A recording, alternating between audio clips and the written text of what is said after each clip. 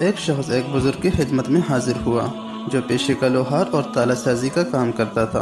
آ کر کہنے لگا، حضرت میں آپ سے ایک مسئلہ پوچھنا چاہتا ہوں۔ بزرگ نے کہا، پوچھئے، کیا پوچھنا چاہتے ہو؟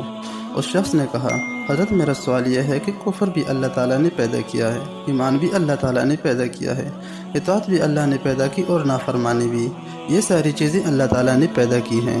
چور بھی اللہ تعالیٰ نے پیدا کیے ہیں اور ان کی چوری کا فعل بھی اللہ تعالیٰ پیدا کرتا ہے، تو اللہ تعالیٰ نے چوروں کو کیوں پیدا کیا؟ تو بزرگ نے جواب دیا، تجھے پالنے کے لیے۔ اس شخص نے حیران ہو کر کہا کہ حضرت وہ مجھے کیسے پالتے ہیں؟ وہ تو مجھ سے میرا مال چھینتے ہیں اور مجھے میرے خون پسینے کی کمائی سے محروم کرتے ہیں۔ تو بزرگ نے کہا، ارے بے وقوف، اگر چور نہ ہوتے تو تم سے کون تالا خریدتا؟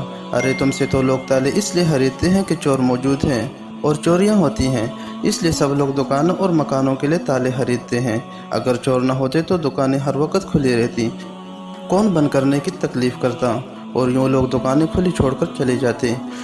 لیکن چوروں کا خطرہ موجود ہونے کی وجہ سے لوگ دکانوں اور مکانوں کو تالے لگاتے ہیں، اور یوں اس سے تمہاری دکان چلتی ہے۔ بے شک اللہ تعالیٰ حکیم ہے اور اس کا کوئی کام حکمت اور مصلحت سے خالی نہیں ہوتا۔ اسی طرح اللہ تعالیٰ نے پوری کائنات کو ان اسباب اور وسائل کے اندر گیر رکھا ہے، اور بے شک یہ اللہ تعالیٰ کی حکمت کے عین مطابق ہے۔ ویڈیو پسند آئے تو لائک کریں اور چینل کو سبسکرائب کریں تاکہ آپ کو ہماری آئندہ آنے والی ویڈیو بر وقت مل سکے۔